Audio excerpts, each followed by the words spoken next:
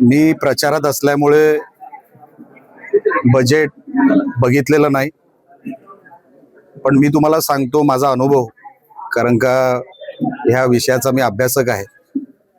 मोदी साहेब आणि मोदी साहेबांचं जे सरकार आहे, प्रत्येक घटकाला न्याय देण्याचं काम हे मोदी सरकार करत असतं आणि त्याचं बजेटची तरतूद कुठल्याही विषयाला तरतूद करावी लागते.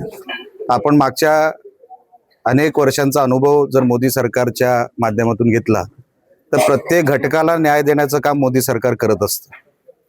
आताचं बजेट पण जे काही मागच्या वर्षीचं बजेट होतं त्यापेक्षा जास्तच असेल, कुठे कमी नसेल.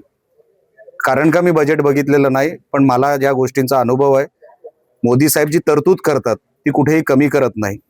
त्याच्यामध्ये देश जो काही आपल्याला अमुक ट्रिलियन इकॉनॉमिकची जी काही आपल्याला वाटचाल करायची आहे त्या दिशेने देश जातोय हे माझ्यासारख्या एका लोकप्रतिनिधीला जाणवतं. कारण का ज्या अर्थाने आमच्या स्टेटला पैसा मिळतो, आज आपल्या राज्याची पण अर्थव्यवस्था जी आहे ती आता 23 फेब्रुवारीला इकडचा बजेट सेशन सुरू होईल आणि त्या बजेट सेशनमध्ये पण आपण जी काय तरतूद केली मागच्या वर्षाची त्याचं इम्प्लिमेंटेशन बऱ्यापैकी झालं.